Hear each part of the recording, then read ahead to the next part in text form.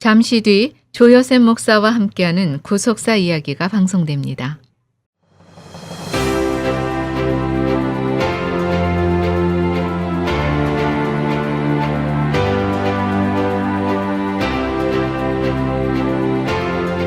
안녕하세요. 매주 주일 아침 8시부터 9시까지 조여셉 목사와 함께하는 구속사 이야기로 여러분과 함께하는 늘푸른 농사교회 조여셉 목사입니다.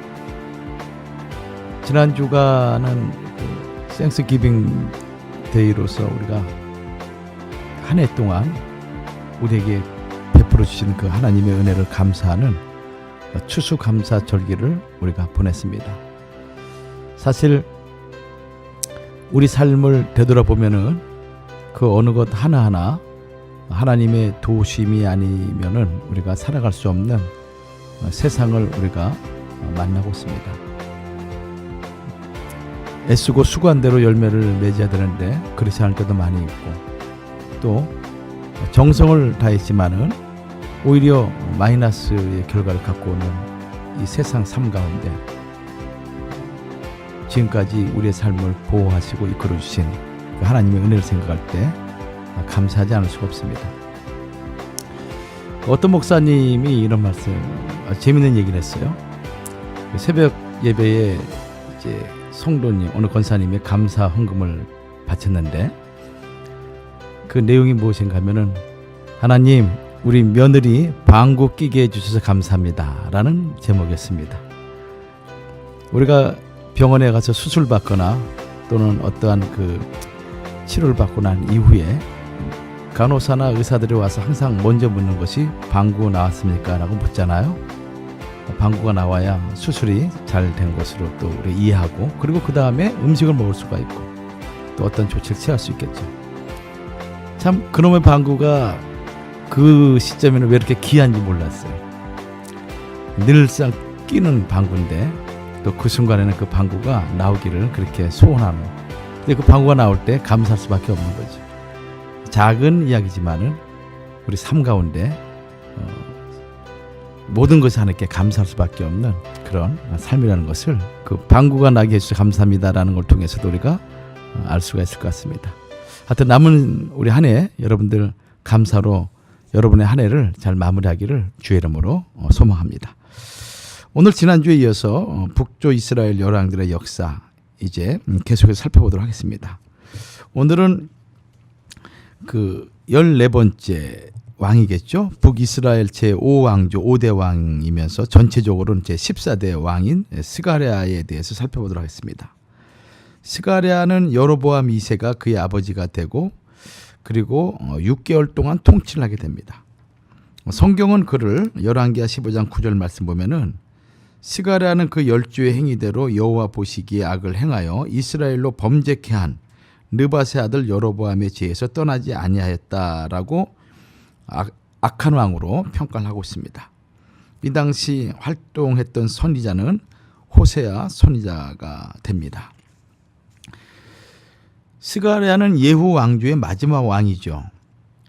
히브리어로 제카르야라는 단어입니다. 이것은 히브리어 자카르와 야가 합성된 단어로서 자카르는 기억하다, 상기하다라는 뜻입니다. 야는 여호와의 단축형이죠. 그러므로 스가랴는 여호와께서 기억하셨다라는 뜻을 가진 이름입니다. 사람은 기억력이 한계가 있기 때문에 때로는 착각할 수도 있고 또 망각하기도 하죠. 제대로 기억하지 못할 때가 있습니다. 그러나 전능하시고 전지하신 하나님께서는 정확히 기억하시며 절대로 잊어버리시지 않는 하나님이심을 우리에게 가르쳐주고 있는 것 같습니다. 이 스가랴는 그의 그 통치 가운데 몇 가지 특징이 있는데, 이 예후 왕조 가운데 가장 짧게 통치했던 인물입니다. 스가랴는 북이스라엘의 왕이 되어 짧은 6개월을 치리하였습니다. 그리고 스가랴는 야베스의 아들 살롬에게 살해당했다고 열왕기하 15장 10절은 기록하고 있죠. 야베스의 아들 살롬이 저를 모반하여 백성 앞에서 쳐 죽이고 대신하여 왕이 되니라. 여기서 처라는 이 히브리어는 라카라는 단어인데, 아주 세게 때리다라는 의미를 가지고 있습니다. 그런데 여기에서는 낙하의 히필령이 사용되어 학살하다, 때려 죽이다라는 뜻입니다. 또한 처 다음에 나오는 죽이고라는 단어는 히브리어 무트라는 단어로서 죽다라는 뜻입니다. 그러므로 처 죽이고라는 이 단어의 뜻은 살룸이 스가랴를 아주 잔인하게 폭력적으로 학살하였음을 의미하는 그런 뜻입니다. 또한 스가랴는 백성 앞에서 죽임을 당하였습니다. 이것은 스가랴가 국정에 대한 책임을 지고 공개적으로 비참하게 죽임을 당하였음을 나타내는 것이죠. 짧은 기간 통치하였음에도 백성 앞에서 공개 처형을 당하는 것을 볼 때 그가 왕으로서 통치를 제대로 하지 않았다는 것을 알 수 있습니다. 살룸이 백성 앞에서 스가랴를 죽이려고 했을 때 스가랴를 도와주는 백성이 아무도 없었습니다. 스가랴의 죽음은 자신의 죄악과 실정에 대한 당연한 결과였습니다. 또한 이 스가랴의 멸망은 하나님의 말씀대로 된 것입니다. 하나님께서는 아합 왕가를 진멸한 예후에게 열왕기하 10장 30절에서 내 자손이 이스라엘 왕위를 이어 4대를 지나리라 라고 분명하게 말씀하셨습니다. 이 예언대로 예후 왕조는 예후 다음으로 여호아하스, 요아스, 여로보암 2세 그리고 스가랴를 포함하여 4대 만에 멸망하였습니다. 열왕기하 15장 12절에서도 여호와께서 예후에게 말씀하여 이르시기를 내 자손이 이스라엘 위를 이어 4대까지 이르리라 하시는 그 말씀대로 과연 그렇게 되니라라고 말씀하고 있습니다. 하나님께서는 예후에게 예언하신 이 말씀을 그대로 기억하시고 스가랴의 시대에 성취하셨던 것입니다. 이처럼 하나님 말씀은 반드시 성취됩니다. 아직 성취되지 않은 성경의 예언들도 하나님께서 말씀하신 그대로 반드시 이루어질 것입니다. 스가랴는 북이스라엘의 가장 전성기였던 여로보암 2세의 뒤를 이어 왕이 되었습니다. 그에게는 부와 권력이 보장되어 있었죠. 그러나 그는 여호와 보시기에 악을 행하고 느밧의 아들 여로보암의 죄에서 떠나지 않으므로 잔인하게 죽임을 당하고 마른 것입니다. 하나님께서는 언약을 기억하시는 분입니다. 우리의 모든 행위를 기억하시는 분이라고 에스겔 20장 43절은 말씀하고 있죠. 또한 우리의 앉고 일어섬을 아시고 우리의 생각을 아시며 우리의 길가 눕는 것을 아시는 우리의 모든 행위를 익히 아시는 분이 하나님이십니다. 시편 139편 2절과 4절 말씀 보면은 우리의 혀가 말한 모든 것까지도 다 아신다고 말씀하고 있습니다. 비록 하나님께서 예후에게 앞으로 4대 만에 왕조가 끝난다고 말씀하셨을지라도 스가랴가 하나님 보시기에 선한 행위를 하였으면 그의 종말이 그렇게 비참하지는 않았을 것입니다. 오늘도 나의 모든 것을 기억하시는 하나님 앞에 거룩과 경건으로 기억되는 삶을 살아야 할 것입니다. 예후의 왕가는 북이스라엘 9 왕조 가운데 통치 기간이 가장 길었습니다. 그러므로 예후 왕가가 몰락한 것은 결국 북이스라엘의 몰락을 예고한 것이나 다름없었습니다. 스가랴가 죽고 예후 왕조가 역사의 무대에서 사라진 이후 약 30년이 지난 주전 722년에 북이스라엘은 아수르에 의해서 역사의 무대에서 완전히 사라지게 되었습니다. 스가랴 다음에 살펴볼 왕이 살룸입니다. 북이스라엘 제6왕조 1대 왕이죠. 전체적으로는 15대 왕이 됩니다. 그의 아버지는 야베스라고 왕하 15장 13절에 기록되어 있고 통치 기간은 1개월을 통치하게 됩니다. 또한 성경에는 이 살롬에 대한 평가가 선악에 관한 문자적인 평가는 없지만은 그의 행적 가운데는 선한 일이 없고 모반한 일 뿐이므로 악한 왕으로 분류를 하고 있는 것입니다. 살룸은 스가랴를 죽여 예후 왕조를 무너뜨리고 북이스라엘 왕이 되었습니다. 살룸은 히브리어로 보상, 평화란 뜻을 가지고 있습니다. 이것은 히브리어 살람에서 유래된 단어로 완성하다, 평화롭다, 보답하다라는 뜻을 가지고 있습니다. 살룸이 그 이름대로 평화로운 인생이 되지 못하고 욕망과 살인으로 점철된 삶을 살다가 죄의 보응을 받은 것은 참으로 안타까운 일입니다. 이 살룸의 역사를 보면은 아무 일도 남기지 못했습니다. 북이스라엘의 역대 왕들은 대부분 남은 사적이라는 표현 다음에 행한 일이라는 단어가 연속하여 등장합니다. 그러나 살룸의 경우에는 행한 일이라는 표현 대신에 그 모반한 일이라는 표현이 들어가 있음을 열왕기하 15장 15절에 살펴볼 수가 있죠. 이것은 살룸이 왕으로서 한 일이라고는 모반한 일 외에는 아무것도 없다는 뜻으로 그가 권력욕에 사로잡혀 스가랴를 죽이고 모반하였음을 강조한 것입니다. 모반은 나라나 임금을 뒤엎고 정권을 잡으려고 꾀하는 것입니다. 두 번째로 이 살룸은 살인에 대한 보응을 그대로 받았음을 열왕기하 15장 14절 말씀을 통해서 볼 수가 있습니다. 스가랴를 모반한 살룸은 자신도 므나헴에게 쳐 죽임을 당하여 비참하게 죽었던 것이죠. 살룸이 스가랴를 죽일 때 쳐 죽이고 대신하여 왕이 되니라고 말씀하고 있습니다. 쳐 죽이고는 앞에서 살펴본 대로 잔인하게 죽인 것이죠. 그런데 므나헴이 살룸을 죽일 때에도 역시 쳐 죽이고 대신하여 왕이 되니라 왕하 15장 14절에 말씀하고 있습니다. 이것은 살룸이 스가랴를 살해하는 것에 대해서 그대로 보응을 받은 것입니다. 하나님께서는 우리가 행한 대로 보응해 주시는 분입니다. 욥기 34장 11절에서 사람의 일을 따라 보응하사 각각 그 행위대로 얻게 하시나니라고 말씀하고 있으며, 또한 마태복음 16장 27절에서는 인자가 아버지 영광으로 그 천사들과 함께 오리니 그때에 각 사람의 행한 대로 갚으리라 라고 말씀하고 있습니다. 사람은 무엇으로 심든지 그대로 거두게 되는 것입니다. 살인을 심는 자는 살인을 거두게 되는 것이요, 또 선을 심는 자는 선을 거두게 되는 것입니다. 예수님도 마태복음 26장 52절에서 내 검을 도로 집에 꽂으라, 검을 가지는 자는 다 검으로 망하느니라 라고 말씀하셨습니다. 성도는 화평케 하는 자들로 화평으로 심어 의의 열매를 거두는 자가 되어야 한다고 야고보 3장 18절은 말씀하고 있죠. 그 다음에 이 살룸을 이어서 왕이 된 사람이 므나헴이라는 사람입니다. 북이스라엘의 제7왕조 1대 왕이죠. 전체적으로 제16대 왕이 됩니다. 그의 부친은 가디라고 열왕기하 15장 14절에 기록되어 있고 통치 기간은 약 10년간 통치하게 됩니다.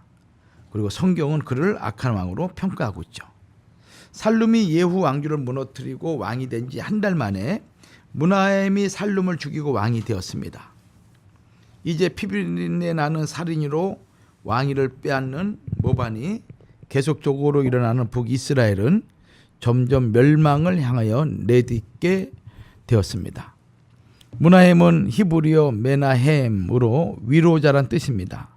이 단어는 리치다, 후회하다, 위로하다라는 뜻을 가진 히브리어 나함에서 유래되었습니다.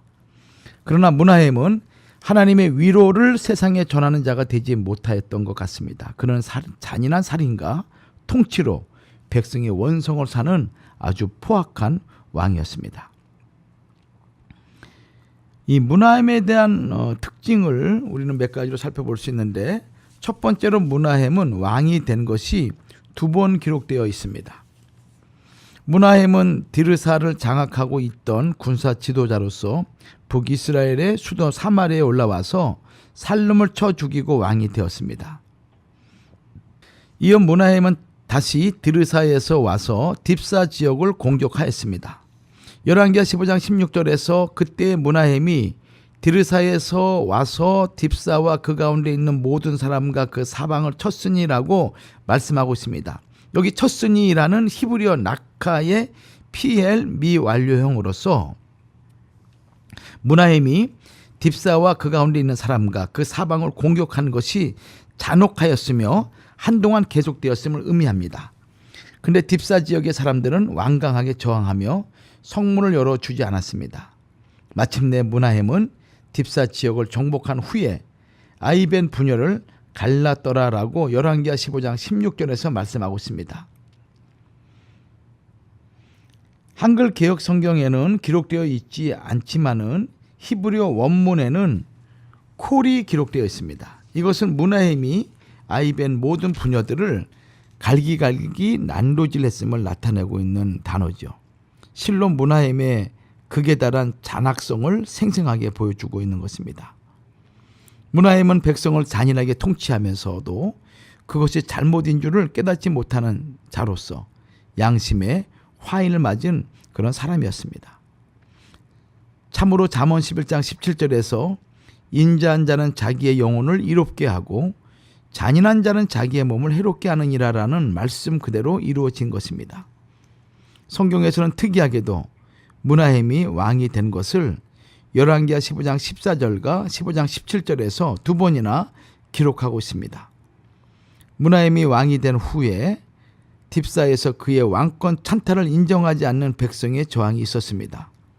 그러므로 므나헴은 주전 752년에 살룸을 죽이고 왕이 된 후에도 한동안 딥사 지역의 백성과 전쟁을 하였으며 그 후 딥사와 그 사방을 완전히 점령하고 주전 751년부터 741년까지 10년 동안 공식 통치를 한 것입니다. 므나헴은 하나님 대신 아수르 왕을 의지했습니다. 열왕기하 15장 19절에서 아수르 왕이 불이 와서 그 땅을 치료하며 므나헴이 은 1,000달란트를 불에게 주어서 저로 자기를 도와주게 함으로 나라를 자기 손에 굳게 세우고자 하여라고 말씀하고 있습니다. 여기 아수르 왕 불은 드글랏 빌레셀인데 당시 아수르를 세계 최대의 강대국으로 만든 가장 강력한 왕이었습니다. 당시 아수르는 서부 지역으로 진출하기 위한 군사작전을 자주 벌였는데 그 이유는 그곳의 임목과 강물 자원을 누렸을 뿐 아니라 팔레스타인이 애굽이나 서남 소아시아로 가는 길목이고 또 지중해 지역의 주요 통상로였기 때문에 그런 것입니다. 므나헴은 아수르 왕의 능력을 의지하여 자신의 권력을 유지하려고 은 1,000달란트를 바쳤습니다. 은 1달란트는 은 6천 드라크마이며 은 1,000달란트는 은 600만 드라크마입니다. 이 1드라크마가 노동자의 하루의 품삯이므로 만약 하루 품삯을 5만 유로 계산한다면 은 1,000달란트는 약 3천억 원이 넘는 엄청난 돈입니다. 므나헴은 이 엄청난 돈을 확보하기 위하여 이스라엘의 모든 큰 부자에게 은 50세겔씩 내게 하였습니다. 은 1세겔은 노동자 4일 품삯에 해당하는 금액으로 은 50세겔은 노동자 200일의 품삯이죠. 만약 하루 품삯을 5만 원으로 계산한다면 은 50세겔은 1,000만 원에 해당하는 큰 돈입니다. 므나헴은 이렇게 자신의 권력을 유지하기 위하여 백성으로부터 엄청난 돈을 수탈하면서 백성의 허리를 굽게 만들었던 것입니다. 므나헴은 그의 삶을 통하여 백성에게 위로자가 되지 못하고 오히려 거짓 목자, 거짓 싹군, 포악한 억압자가 되었습니다. 그는 하나님 보시기에 악을 행하였으므로 여로보암의 지에서 평생 떠나지 않았다고 열왕기하 15장 18절은 말씀하고 있습니다. 므나헴에 대한 평가 중에 북이스라엘 역대 왕들에 대한 평가와 다른 것은 평생이라는 단어가 추가되었다는 점입니다. 이것은 므나헴의 악함이 다른 북이스라엘의 역대 왕들보다 심각하고 10년 통치 내내 지속된 것임을 나타내고 있는 것입니다. 결국 므나헴은 아수르를 의지하여 자신의 권력을 유지하려고 했지만은 북이스라엘은 이 아수르에게 멸망을 당하는 비운을 겪게 되었습니다. 호세아 선지자는 수차에 걸쳐 아수르를 의지하면 비참한 결과를 가져온다고 경고하였지만 므나헴은 이 경고를 귀담아 듣지 않았습니다. 결국 므나헴의 일생은 세상 권력을 의지하는 결과가 얼마나 비참한가를 깨닫게 해주는 준엄한 교훈이 되고 있는 것입니다. 북이스라엘 제7왕조의 2대 왕이 부가히야라는 사람입니다. 전체적으로 제17대 왕이죠.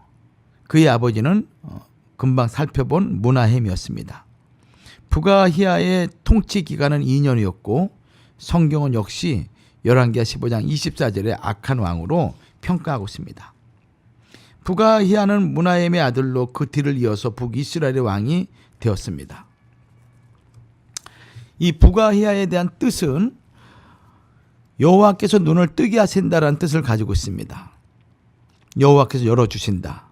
하나님께서 열어준 눈만 가지고 있으면 선한 일을 도모할 수 있음에도 불구하고 그렇지 못한 왕이죠. 부가히야는 두 가지의 특징이 있습니다. 첫째는 왕궁 호위소를 마련하였던 것이죠. 부가히야는 왕궁 호위소를 만들었습니다. 왕궁 호위소는 왕궁을 보호하기 위해서 세운 높은 망대나 요새를 뜻합니다. 북이스라엘에 계속되는 반역과 모반의 역사를 익히 알고 있던 부가히야는 자신의 목숨을 지키기 위해서 왕궁 호위소라는 피난처를 만들어 자신을 보호한 것입니다. 또 자기 옆에 자기를 보호하는 신복을 두었습니다. 그런데 아이러니하게도 부가히야는 자신이 만든 피난처 왕궁 호위소에서 자기를 보호하던 신복들과 함께 죽임을 당했다고 열왕기하 15장 25절에 기록되어 있죠. 이것은 사람이 만든 피난처, 사람이 만든 요새는 아무런 소용이 없음을 보여줍니다. 우리의 진정한 피난처는, 우리의 진정한 요새는 바로 하나님 한 분이심을, 하나님께서 지키시지 않으면 파수꾼의 경성함도 허사가 됨을 우리에게 보여주고 있습니다. 또 이 부가히야는 사람을 의지했습니다. 부가히야를 죽인 사람은 베가였죠. 그는 그 장관 르말랴의 아들 베가라고 열왕기하 15장 25절에 기록되고 있습니다. 베가가 왕궁 호위소에 들어갈 수 있었던 걸 볼 때 부가히야가 베가를 굉장히 신임하였음을 알 수가 있습니다. 그런데 부가히야는 자기가 가장 신임하였던 부하에게 죽임을 당하고 말한 것입니다.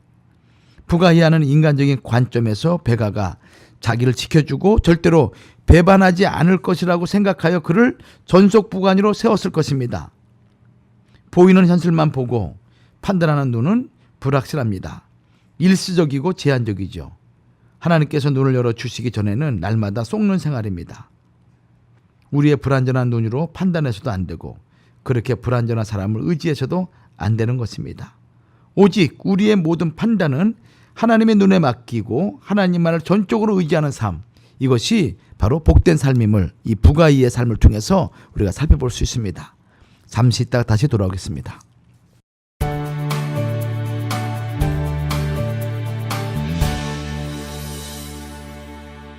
지금 여러분께서는 조요셉 목사와 함께하는 구속사 이야기를 듣고 계십니다. 조요셉 목사와 함께하는 구속사 이야기는 매주 일요일 오전 8시 1시간 동안 방송됩니다. 이번 주 금요일에 이슬 어때요? 끝이 없는 업무 지쳐 힘들지만 한잔할 수 있는 체력 따로 있죠. 늦은 밤도 맛이 좋아요. 이슬같이 깨끗해서 술이 술술. 대한민국 대표 소주 참이슬 콜. 제중한의원이 아로마센터 1층으로 새롭게 단장하며 확장 이전을 하였습니다. 한국에서의 명성 그대로 한약 잘 짓는 현대판 대장금이 진료하는 제중한의원. 각종 통증, 중풍, 비만, 무인과 질환에 특효가 있습니다. LA 유일 금친한의원 제중한의원. 일반 건강보험, 오바마 보험, 교통, 상해보험, 메디케어, HMO도 취급합니다. 윌셔와 세라노 213-263-2803 213-263-2803 제중한의원. 인생은 한순간에 뒤바뀔 수 있습니다. 그것이 바로 커벌드 캘리포니아가 여러분에게 필요한 건강보험을 받을 수 있게 도와드리고자 하는 이유입니다. 커벌드 캘리포니아에서 유명 보험회사가 제공하는 의료보험을 구매하고 비교하실 수 있으며 재정적 도움도 받으실 수 있습니다. 당신이 어떤 혜택을 받으실 수 있는지 확인하세요. 공인 전문가와 상담도 하실 수 있습니다. 전화, 온라인 또는 직접 상담이 가능하며 원하시는 언어로 도움을 받으실 수 있습니다. 12월 15일까지 등록하세요. coveredca.com/korean에 방문하시거나 800-738-9116으로 전화 주셔서 혜택을 받으실 방법을 알아보세요. Covered California. 건강만이 아닌 인생을 돌보십시오.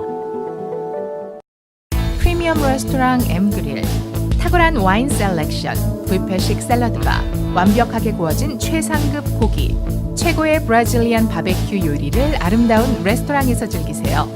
특별한 데이트, 친구들과의 즐거운 저녁 식사, 당신이 만족할 만한 서비스와 품격을 M-Grill이 제공하겠습니다. M-Grill은 사랑하는 아이의 첫돌을 축하하기에도 가장 좋은 장소입니다. 완벽한 파티를 위한 모든 것을 맡겨주세요. M-Grill. 최고 등급의 프라임 갈비와 특제 양념 소스의 비밀이 담긴 삼겹살, 촉촉한 닭고기 고유의 맛이 살아있는 치킨 바베큐. 지금까지 경험하지 못한 맛이 찾아옵니다. 브레이커스 코리안 바베큐. 버지니아, 조지아, 텍사스에 이어 드디어 LA에 오픈합니다. NBC TV 등 주류 언론에서 극찬한 바로 그 레스토랑, 브레이커스 코리안 바베큐. 새로운 유행을 선도하는 한국의 맛을 직접 경험하세요. 브레이커스 바베큐는 벌몬과 칠가에 있습니다. 213-212-1919, 213-212-1919. 사랑하는 나의 아가, 네가 태어난 이후 참 많은 것들이 변했단다. 아빠는 오늘도 널 위해 더 열심히 일하고, 엄마는 네가 행복할 수 있는 일이라면 무엇이든 할 수 있는 용감한 사람이 됐어. 그리고 우리 가족의 건강을 최고로 생각하게 됐단다. 환하게 웃는 오늘처럼 늘 건강하고 밝게 자라주기를 바래. 깨끗한 물과 순수한 얼음, 엄마의 마음을 닮은 청호 나이스의 노력은 오늘도 계속됩니다. 가족을 위한 선택, 청호 나이스. 내 몸에 지닌 자연 치유 능력을 사용해 새롭게 태어나세요. 여러분 가까이에 엔젤 병원이 있습니다. 7,500스퀘어피트 사우스베이 최대 규모의 시설과 최신 시술, 척추신경, 연골, 탈모, 통증, 피부 재생 등 수많은 임상을 거친 기법으로 놀라운 효과를 보게 될 것입니다. 통증부터 미용, 그리고 남성들의 말 못할 고민까지.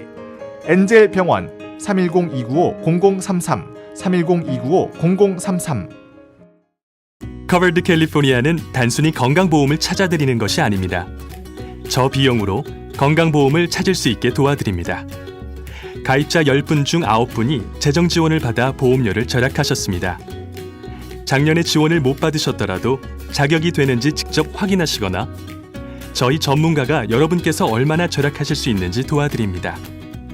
인생은 한순간에 뒤바뀔 수 있습니다. 힘든 시기에도 보장받으십시오. Covered California. 건강만이 아닌 인생을 돌보십시오. 오늘 coveredca.com/korean을 방문하시거나 800-738-9116으로 전화하십시오. 12월 15일까지 등록하십시오. 가장 정확한 뉴스를 가장 빨리 만나는 방법. YTN 뉴스 FM 웹사이트 ytnradio.us. 읽는 뉴스와 듣는 뉴스가 웹사이트에서 한 번에 살아있는 뉴스를 전합니다.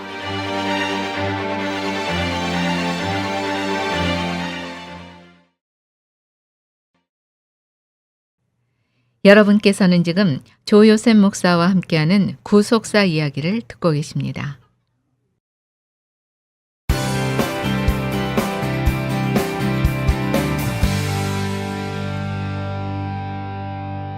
지금부터는 이제 그 북이스라엘 왕조의 두 왕조, 제8왕조와 제9왕조의 그 왕들 두 명을 살펴보면서 북조 이스라엘 왕들의 역사를 마무리하고자 합니다. 북이스라엘 제8왕조 1대 왕 베가라는 인물이 있습니다. 베가 전체적으로 제18대 왕이죠. 그의 아버지는 르말랴였고 그다음에 이 베가는 부가히아의 군대 장관이었습니다. 통치 기간은 20년 통치를 했고 열왕기하 15장 28절 말씀 보면은 베가는 여호와 보시기에 악을 행하여 이스라엘로 범죄케 한 느밧의 아들 여로보암의 죄에서 떠나지 아니하였다라고 말씀하므로 악한 왕으로 평가하고 있습니다. 베가는 부가히아의 신임을 받던 신복이었습니다. 그러나 부가히아를 왕궁 호위소에서 죽이고 북이스라엘 왕이 되죠. 베가는 히브리어 페카흐인데 이것은 파카흐에서 유래된 말입니다. 파카흐는 열다 또는 눈을 뜨다라는 뜻을 가지고 있어요. 그러므로 페카흐는 눈을 뜸, 열림이라는 뜻입니다. 이 베가는 두 가지의 특징을 가지고 있어요. 베가는 아무래도 권력욕에 눈을 뜬 사람이라 할 수가 있죠. 부가히아의 왕궁 호위소에 출입할 수 있었던 핵심 신복이었던 베가는 부가히야의 많은 사랑과 신임을 받은 자였을 것입니다. 그런데 베가가 권력에 대한 욕망에 눈을 뜬 후에 자신을 따르는 길앗 사람 50명을 동원하여 부가히야를 잔인하게 죽이고 북이스라엘 왕이 되었다고 열왕기하 15장 25절은 말씀하고 있습니다. 그러나 훗날 베가 역시 자기가 부가히야를 죽인 것처럼 잔인하게 호세아에게 죽임을 당하고 말았습니다. 그는 결국 권력에 대한 욕망을 심은 대로 거두고 비참하게 죽임을 당하는 인생이 되고 말았습니다. 야고보 1장 15절 말씀처럼 욕심을 잉태하여 사망을 낳은 것입니다. 또 베가의 두 번째 특징은 국제 역학 관계에 눈을 뜬 사람이 이 베가였습니다. 베가가 통치하던 시대를 보면 아수르가 급속하게 성장할 때였습니다. 이제 북이스라엘 왕 베가는 아람 왕 르신과 연합하여 반아수르 정책을 쳐서 아수르에 대항하였습니다. 베가는 나름대로 국제 역학 관계에 눈을 뜨고 능숙한 외교 정책을 폈던 것이죠. 북이스라엘 왕 베가는 아람 왕 르신과 함께 아수르에 대항하고 주위 나라와 더불어 연합군을 형성을 했고 또 유다 왕 아하스에게 연합군에 가담할 것을 강요하였습니다. 그러나 남유다의 아하스 왕은 친아수르 정책을 펼쳤습니다.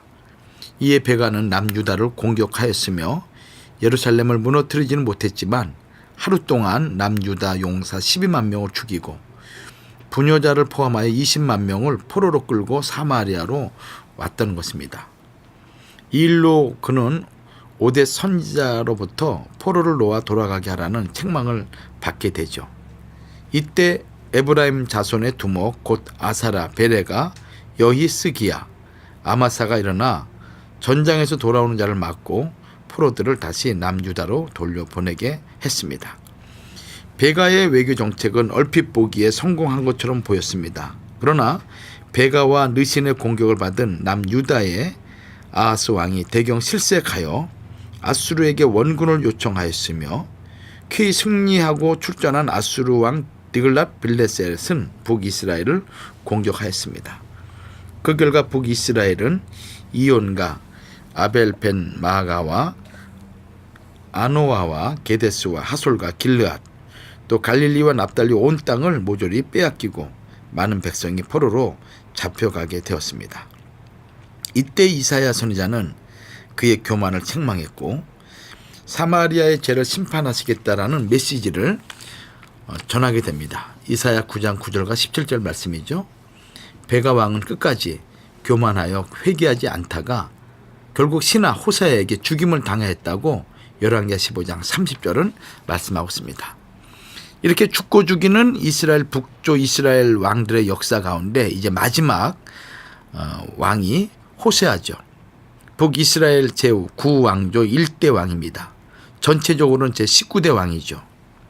그의 부친은 엘라라고 열왕기하 15장 30절에 기록되어 있으며 9년 통치합니다. 그리고 성경은 그를 악한 왕으로 평가를 하게 됩니다.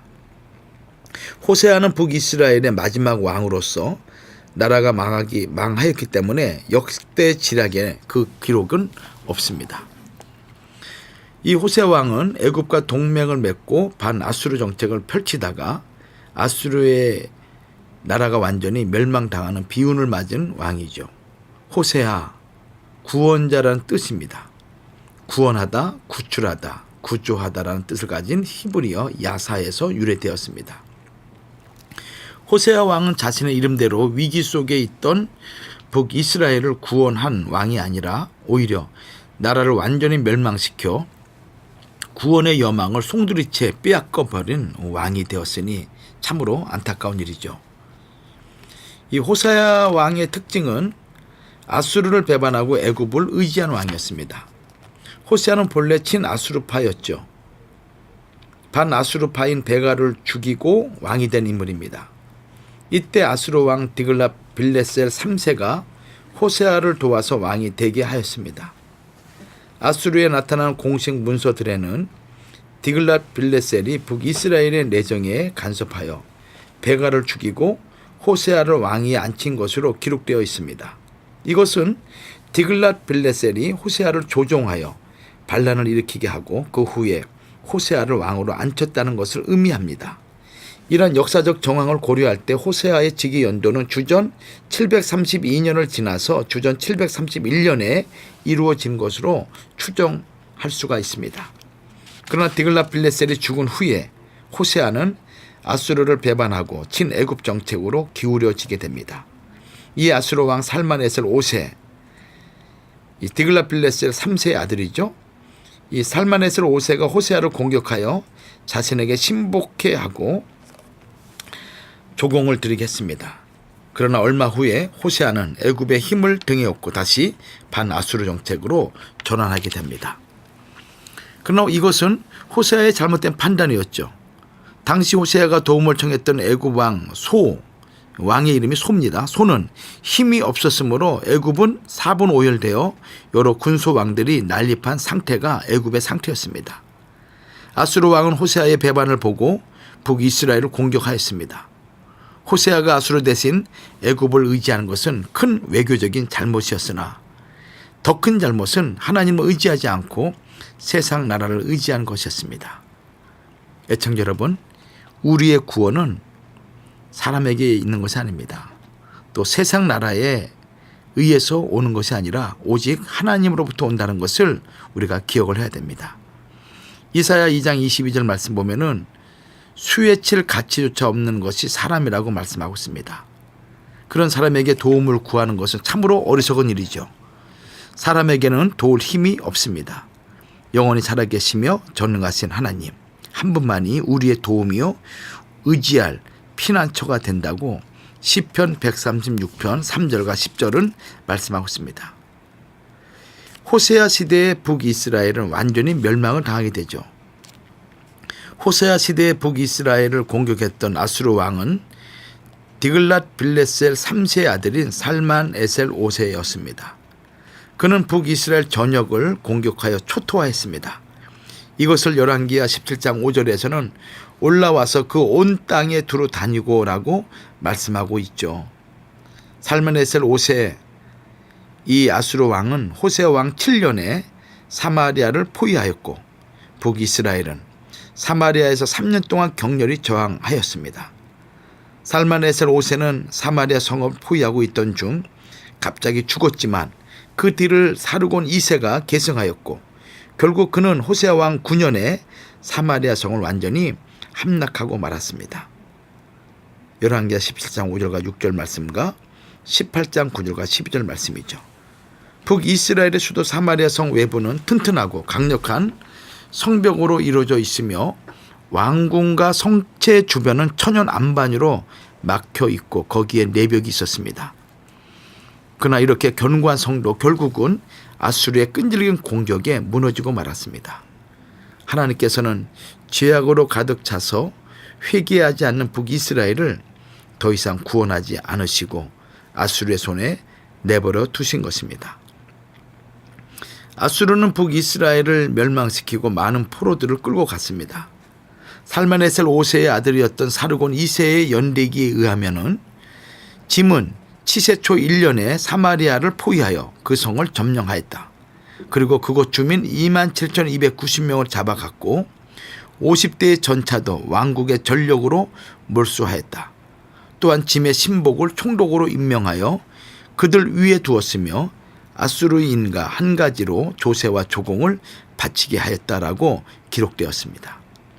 아수르는 북이스라엘에 이방 족속들을 강제로 이주시켜서 살게 하였습니다. 그리하여 북이스라엘에서는 여호와의 신앙과 이방 족속들이 가지고 온 지역신에 대한 숭배가 혼합됨으로써 진정한 여호와의 신앙은 점점 퇴색해 갔고 북이스라엘의 신앙과 정체성은 역사의 무대에서 완전히 사라지고 말았습니다.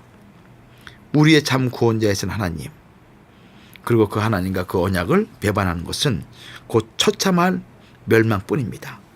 호세아는 하나님을 의지하지 않고 세상 나라를 의지함으로 멸망으로 내리닫던 나라를 구원하지 못하고 완전히 멸망케 한 비온의 왕이 되고 말았습니다.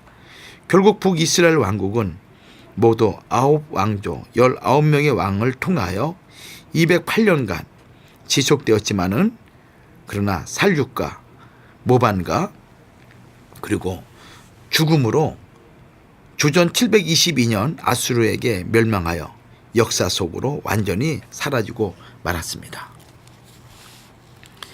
우리가 이 북조 이스라엘 열왕들의 역사를 통해서 하나님이 우리에게 보여주고자 하시는 구속사적인 경륜이 있습니다. 북이스라엘은 솔로몬 왕 사후에 나라가 둘로 분열되는 상황에서 여로보암이 10지파를 중심으로 세운 나라죠. 하나님께서는 여로보암에게 열왕기상 11장 38절에서 내 율례와 명령을 지키면 내가 너와 함께 있어 내가 다윗을 위하여 세운 것 같이 너를 위하여 견고한 집을 세우고 이스라엘을 내게 주리라고 약속하셨습니다. 이것은 비록 나라가 둘로 분열되었어도 북이스라엘을 다윗 언약에 근거한 하나님의 백성으로 인정하신다는 의미를 담고 있는 것입니다. 그러나 북이스라엘은 초대왕 여로보암 때부터 베델과 단에 금송아지를 만들고 산당을 세우며 바알과 아세라 우상을 섬기기 시작했습니다. 하나님께서는 이러한 북이스라엘의 제약에 대하여 여러 선지자들을 통하여 끊이지 않고 충분히 경고하셨습니다.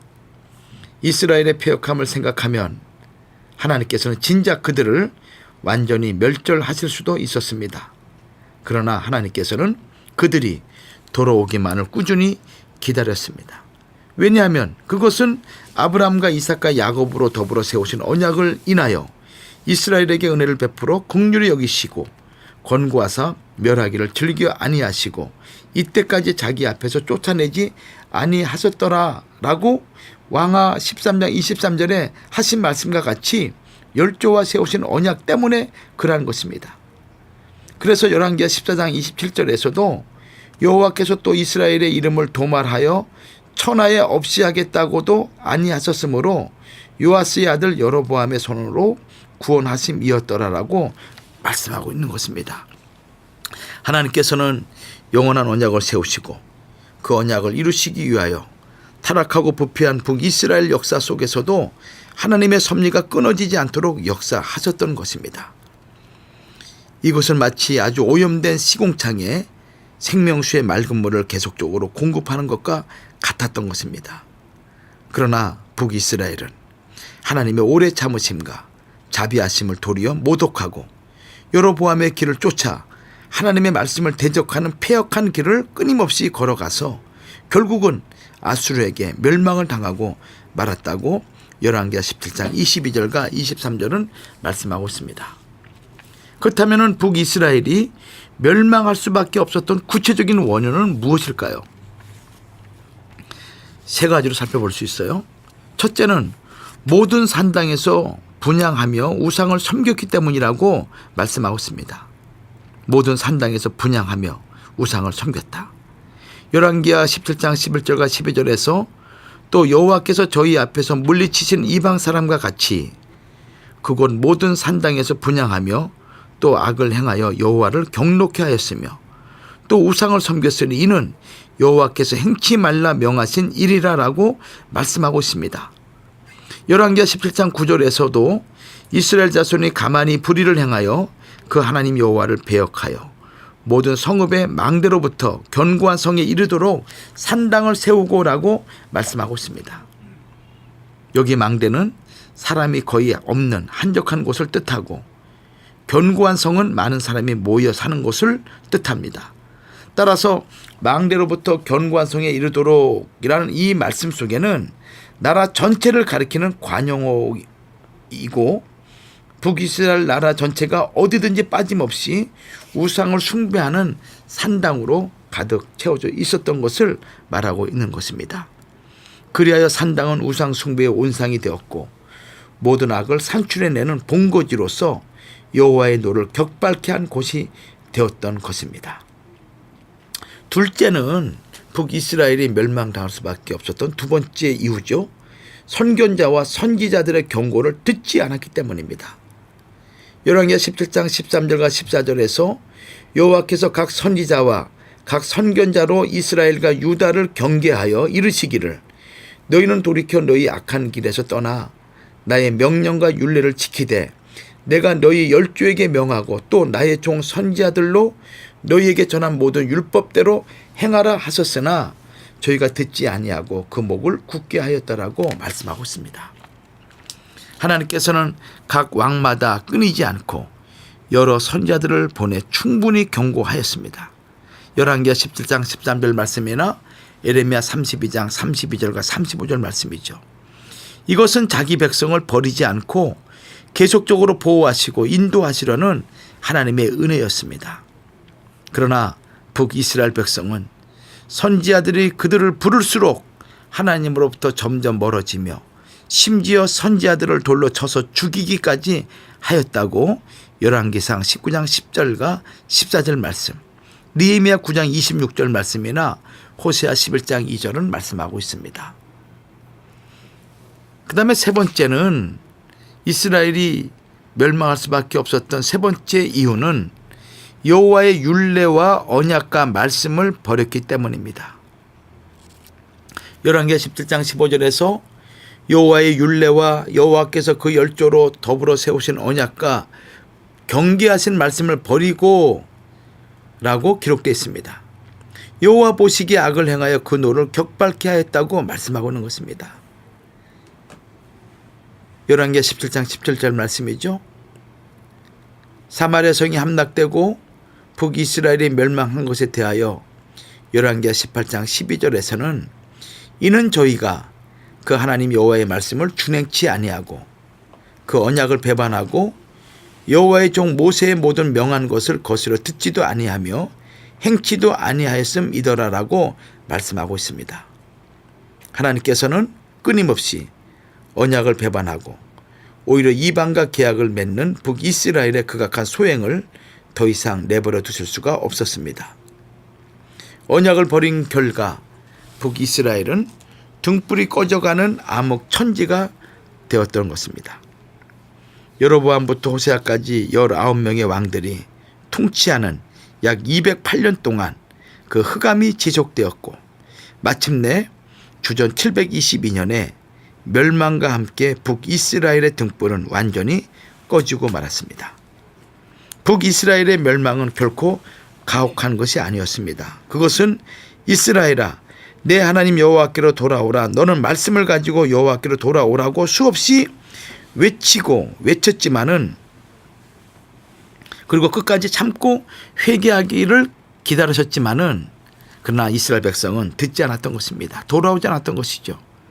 그 결과 하나님의 공의의 폭발이요 의로운 심판이었음을 왕하 17장 22절과 23절은 말씀하고 있습니다. 하나님께서는 북이스라엘을 멸망시키셨으나 똑같이 타락한 남유다는 바로 멸망시키지 않고 남겨두셨죠. 하나님께서는 북이스라엘의 멸망을 통하여 남유다도 회개하지 않으면 곧 하나님의 심판이 있을 것을 경고하셨던 것입니다. 열왕기하 17장 19절과 20절 말씀이에요. 이것은 하나님께서 성실과 맹세로 세우신 언약으로 인하여 남유다에게 새로운 회개의 기회를 주시고 또한 그들을 통하여 하나님의 구속사를 중단 없이 지속하시기 위함이었던 것입니다. 하나님께서는 택하신 백성을 징계하시면서도 다른 한편으로 열조와 세우신 언약 때문에 끝까지 돌봐 주시면서 그들을 통한 구속 역사를 중단 없이 이어가셨던 것입니다. 실로 열왕의 역사 속에는 하나님의 구속사적 경륜 가운데 신비롭고도 오묘한 섭리와 사랑이 끊임없이 펼쳐졌던 것입니다. 우리는 열왕들의 족보를 통해서 하나님의 권면과 또 하나님을 배반한 왕들을 권고하시면서 끝까지 인내로 사랑으로 그리고 그들을 이끌어 가시고자 하셨던 하나님의 그 열심을 우리는 살펴봤습니다. 그럼에도 불구하고 북조 이스라엘은 끝까지 하나님을 배역하고 또 하나님의 말씀에 불순종함으로 말미암아 결국은 역사 속에 사라지는 비극을 맛보게 되죠. 오늘 이것은 북조 이스라엘의 왕들의 역사만으로 우리가 볼 수가 없습니다. 오늘 우리 역시 하나님 말씀을 순종하지 않고 하나님 말씀을 살지 못할 때 우리의 삶은 북조 이스라엘 왕들과 같이 등불이 꺼지고 그리고 흑암 속에 우리의 인생을 마무리할 수밖에 없음을 우리는 발견하게 됩니다. 애청자 여러분, 오늘 우리의 삶이 하나님의 거룩한 말씀, 그 말씀을 붙잡고 말씀대로 또 경건한 하나님의 백성으로 살아가는 그런 삶을 통해서 어두워가는 이 시대에 여호와의 등불로 빛과 소금의 사명을 감당하는 거룩한 주의 백성이 되기를 간절히 소원합니다. 한 주간도 승리하시고 다음 주에 다시 만나 뵙도록 하겠습니다. 감사합니다.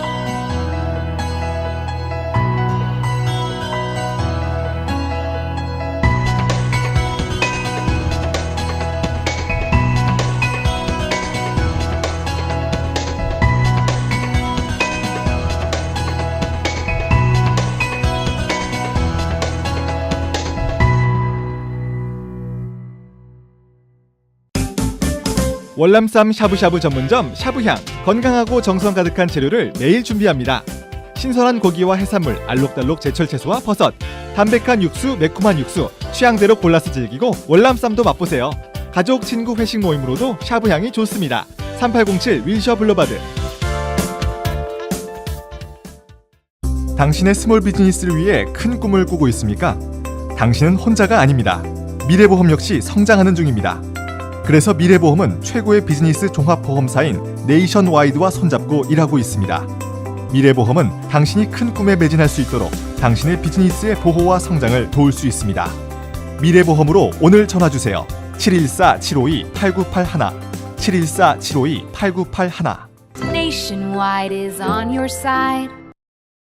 미국에서 비즈니스를 하고 계신가요? 상법 관련 모든 것을 해결해 드립니다. 사업체 설립과 운영을 하면서 생기는 크고 작은 문제들과 놓치기 쉬운 지식재산권까지 그동안 몰라서 간과했던 문제들을 레거시 프로로우의 전문가와 직접 상담하세요. 가족처럼 도와드리는 레거시 프로로우가 여러분의 성공적인 비즈니스 서포터가 되어드립니다.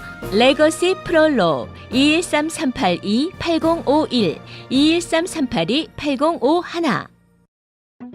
인생은 한순간에 뒤바뀔 수 있습니다. 그것이 바로 커벌드 캘리포니아가 여러분에게 필요한 건강보험을 받을 수 있게 도와드리고자 하는 이유입니다.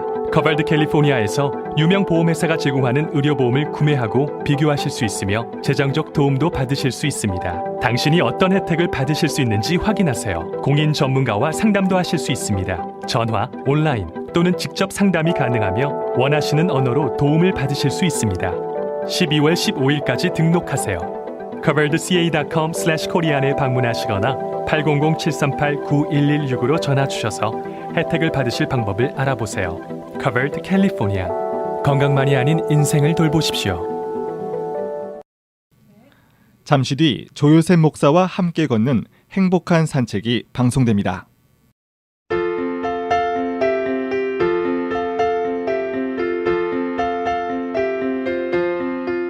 오늘은 이기적인 태도를 버리고 대범해져라라는 내용으로 함께 나눴으면 좋겠어요. 이기적인 사람은 남에게 손해를 끼치더라도 자신의 이익을 도모하는 것이 당연하다고 생각을 합니다. 그러나 이것은 하나만 알고 둘은 모르는 어리석은 생각이죠. 이기적인 행동은 닭은 훔치지 못하고 공연히 쌀만 한 줌 손해본다라는 속담처럼 결국 자신에게 손해가 되는 것입니다. 숲속에 사는 다람쥐가 아주 크고 맛있게 생긴 사과를 주었어요. 다람쥐는 이렇게 크고 향이 좋은 사과는 한 번도 본 적이 없었습니다. 이 숲에서 이렇게 맛있는 사과는 두 번 다시는 찾을 수 없을 것이라고 생각될 정도였어요. 다람쥐가 사과를 들고 기뻐하고 있을 때 다람쥐의 둘도 없는 친구 토끼가 근처를 지나다가 사과를 들고 있는 다람쥐를 발견했습니다. 토끼도 이 사과를 너무 먹고 싶었습니다. 그래서 다람쥐에게 같이 나눠 먹자고 말했지만은 다람쥐는 매몰차게 거절했습니다. 이렇게 맛있는 사과는 나 혼자 먹기도 아까운데 어떻게 너랑 나눠 먹니? 우리가 언제부터 그렇게 좋은 친구였어? 토끼는 이 말을 듣고 상심하며 집으로 돌아갔습니다. 다람쥐가 가지고 있는 사과는 아주 향기가 진했기 때문에 그 숲속에 있는 여우나 멧돼지, 코끼리, 얼룩, 고양이 등 많은 짐승들이 냄새를 맡고 모여들었습니다. 그들도 모두 이 사과를 먹고 싶어 했습니다. 그 중에는 자기가 가장 아끼는 물건을 주겠다고 하는 동물도 있었습니다. 그러나 다람쥐는 이들의 부탁을 모두 거절했습니다. 다람쥐는 다른 동물들이 자꾸 귀찮게 하자 친구들을 피해 멀리 떨어진 동굴에 숨어 혼자 사과를 먹기로 마음을 먹었습니다. 사과는 정말 기가 막히게 맛있었습니다. 다람쥐는 계속해서 한 입 또 한 입 사과를 베어 물었습니다. 그러나 이 사과는 작은 다람쥐가 혼자 먹기엔 너무 컸던 것입니다. 반쯤 먹자 다람쥐의 배는 이미 고무공처럼 부풀러 올랐죠. 도저히 더 이상 먹을 수 없을 것 같았습니다. 그러나 욕심 많은 다람쥐는 내가 이 사과를 독차지하기 위해 얼마나 힘들었는데 무슨 일이 있더라도 다 먹어치워야 해. 절대 다른 친구들에게 나눠줄 수 없어! 라고 중얼거렸습니다. 다람쥐는 계속해서 사과를 먹었습니다. 1시간쯤 지나자 드디어 사과를 다 먹었죠. 그러나 너무 많이 먹은 탓에 다람쥐는 곧 배가 아프기 시작했습니다. 다람쥐는 도저히 걸을 수도 없었기 때문에 그대로 동굴 안에 쓰러져 신음하기 시작했습니다.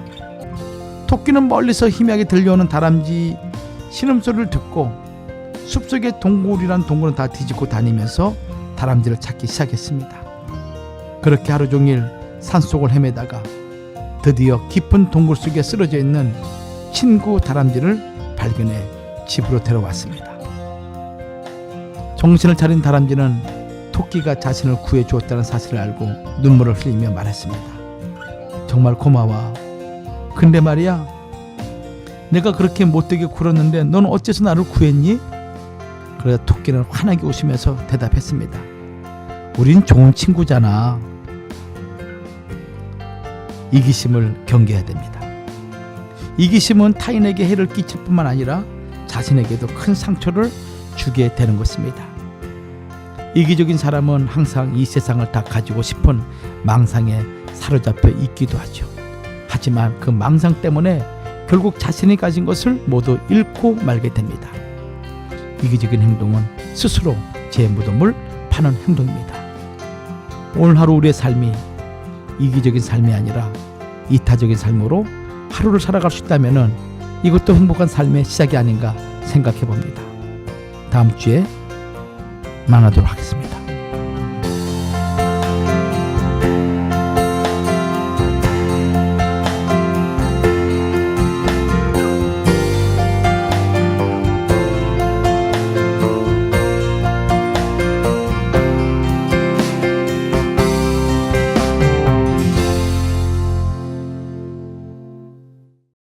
호텔급 요리에 25년이 넘는 경력과 역사, 새롭게 단장한 넓은 홀과 프라이빗 룸이 준비되어 있는 신북경으로 여러분을 초대합니다. 살아있는 게와 랍스터 요리, 그리고 담백하고 깔끔한 한국식 중화 요리를 맛보실 수 있는 유일한 장소입니다. 품격 높은 여러분에게 걸맞는 분위기와 요리는 신북경에서 찾아보실 수 있습니다. 고급스러운 곳에서 수준 높은 최고의 요리를 선보이는 신북경은 LA 한인타운 올림픽과 킹슬리에 있습니다. 예약 문의 213-381-3003. 기쁠 때, 슬플 때, 기념일, 축하할 일. 일상 속의 꽃 선물은 언제나 러블리하죠. 졸업식을 앞둔 우리 아이들에게는 격려를, 비즈니스 개업에는 축하를, 결혼하는 행복한 커플에게는 사랑을. 진심이 담긴 꽃 선물로 소중한 기억을 만들어주세요. 여기 가주 플라워에서 정성스러운 마음을 대신해드리겠습니다. 가주 플라워 213-326-0505 오가와 웨스턴 가주마켓 2층 꽃꽂이 클래스도 있습니다.